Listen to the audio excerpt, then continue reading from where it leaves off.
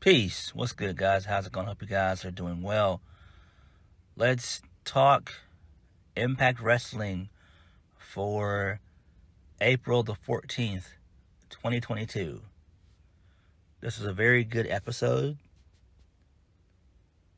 This was, I believe it was the second or the third round of tapings from Philadelphia, the 2300 Arena.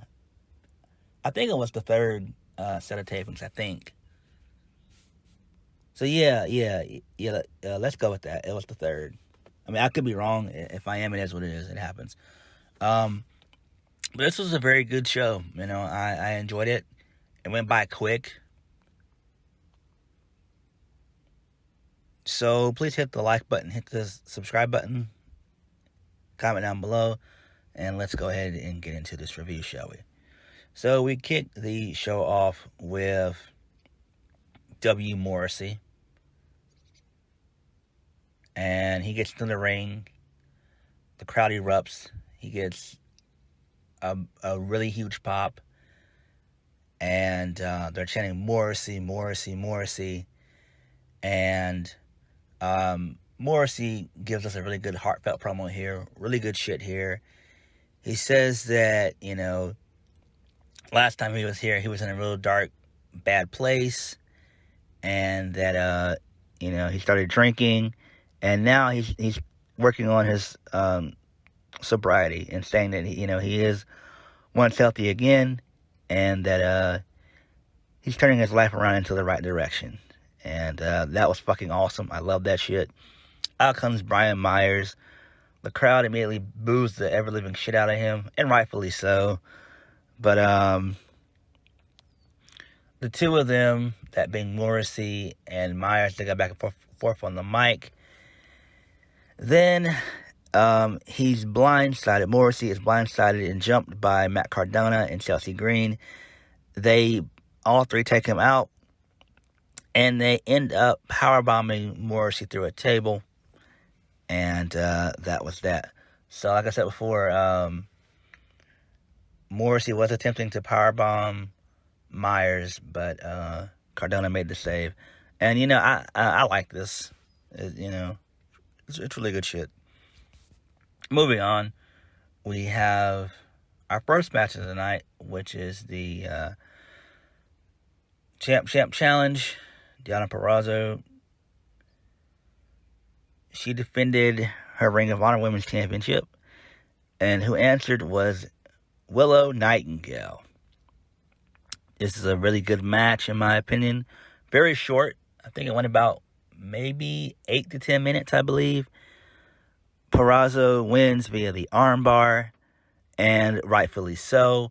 Now, I do believe and predict that come Rebellion, she's going to lose to Taya Valkyrie. And I also think that she's going to lose her Ring of Honor Women's Championship. I don't know to who. Because I know fans have been clamoring, and people online have been clamoring for Deonna Purrazzo versus Britt Baker. We all want to see that as well. But we do know that the Impact / AEW partnership did not work out too well. Last year, Impact got shitted on. Even though, the Kenny Omega stuff was some of the best stuff that they done. And they saw really good numbers for Anthem around that time frame. But other than that, we didn't get to see any other talent. We didn't get to see like your Eddie Edwards, your Mooses, your Josh Alexanders. We didn't get to, see like, Rich Swann, Willie Mack, guys like that. We didn't get to see that in that type of crossover. So I don't think that's going to happen. I think the only way that happens is if Deonna Purrazzo, signs with Ring of Honor.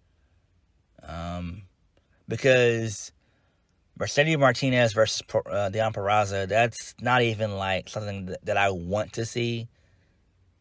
Because I'm not that big of a fan of Mercedes Martinez. She's an okay worker at best, but nah. Moving on.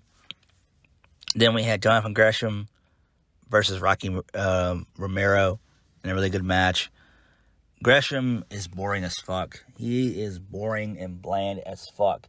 He's a good wrestler. He's a good technical wrestler. But damn, the motherfucker does not have a character. He doesn't. And he wins via a fucking roll-up. And they shake hands afterwards. It makes no sense. He's going to face Dalton Castle at Battle of the Belts 2 tomorrow, which should be interesting. Gresham needs a finisher. Gresham needs a finisher. There's a reason why he does like the whole octopus stretch type of thing or a bunch of like crazy roll-ups, is because the man has no damn finisher. And it's a fucking shame. It's a shame. Damn. Then we had Alex Shelley versus Steve Macklin. A really okay match. Chris Sabin gets involved midway through the match. But this was a really good physical contest. In the end, Macklin tried to cheat, but to no avail.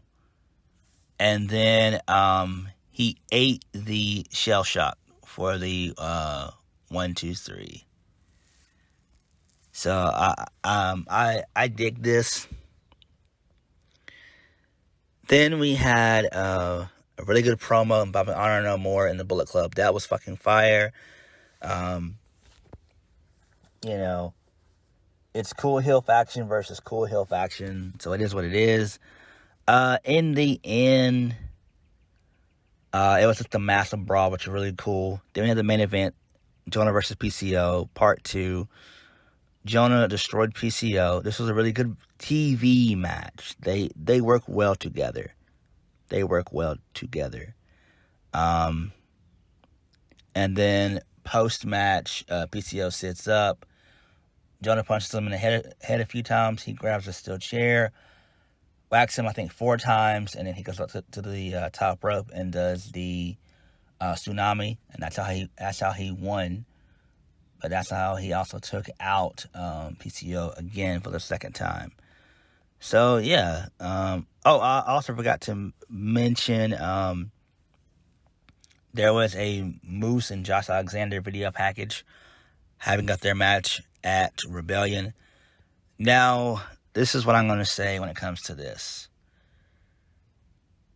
Next week is the go-home show.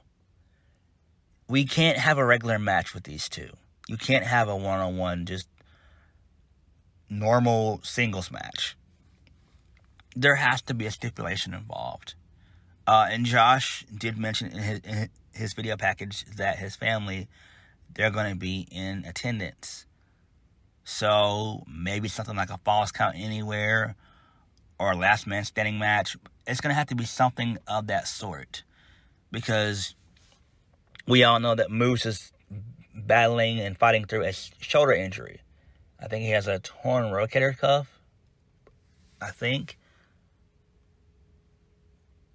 I just know that he needs surgery. So if that's the case, then hopefully we get a match like a Last Man Standing match or a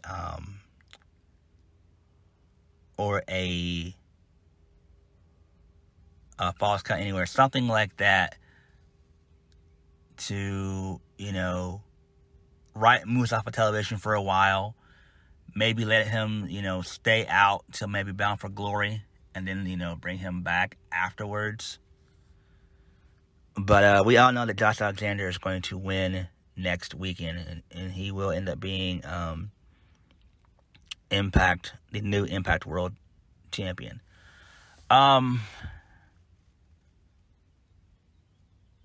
We also got a promo by Tasha Steelz as well. I forgot to mention that. Really good stuff here. Then we got some Decay stuff as well. We got some Caleb. We got some Caleb with a K stuff as well. So the Influence gets rid of Caleb, but this happened on BTI before the Impact. It's on their YouTube channel now. It used to be on Access TV, But that's now been replaced by Impact 60 Minutes, which is fine.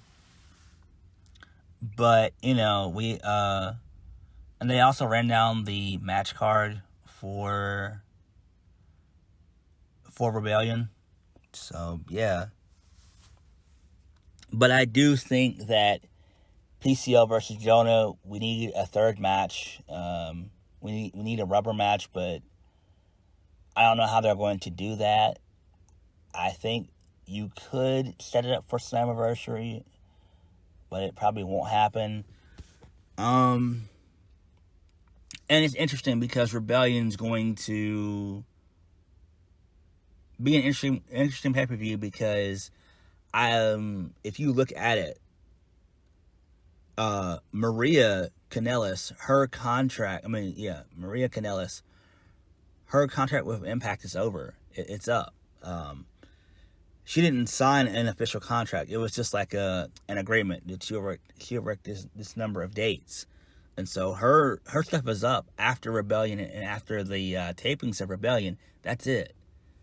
So I don't know what happens to Honor No More.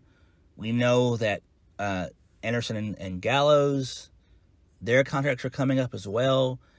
I don't know that they're going to resign either. So Rebellion is going to play a big part for both the Bullet Club as well as Honor No More, because you could have the faction completely just off the rails and just completely disintegrate, or, you know, Maria could very well stay with Impact, but I don't think that's going to happen. I do think that Tony Khan probably wants her to run the women's division.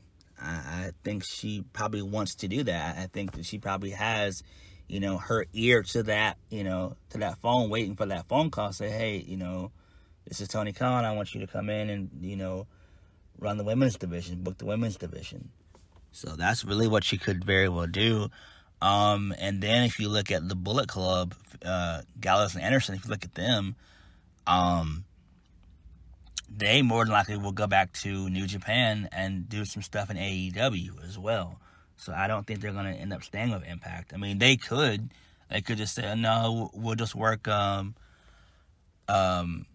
agreement, you know, with you guys. We'll work these select dates with you guys, and that's it. But as far as them, and I think that's what they'll do. I think they'll end up going to AEW and New Japan, you know, to do double duty over there in both places, but keep Impact on the side and just say, you know, we'll work these number of dates for you guys, but that's it. We're not going to be at any, you know, tapings all the time, but we'll come in for a pay-per-view here and there. And I think that's what they're going to do.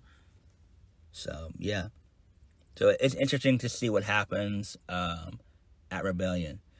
So, no, thank you guys for watching. Please hit the like button, comment down below, and subscribe for more videos. I'll catch you guys later. Peace.